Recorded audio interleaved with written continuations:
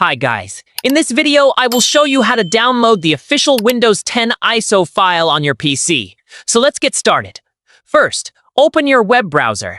Now go to the official Microsoft website by typing microsoft.com/software-download/Windows 10 link in description. Once the page opens, scroll down to the Create Windows 10 Installation Media section. Click on Download Tool now to download the media creation tool. After the download is complete, open the tool. Click Accept to agree to the terms. Now select Create Installation Media USB flash drive, DVD, or ISO file and click Next. Choose your language, edition, and architecture, 64-bit is recommended, then click Next. Now select ISO file and click. Choose a location on your PC where you want to save the ISO file. The tool will start downloading the Windows 10 ISO file.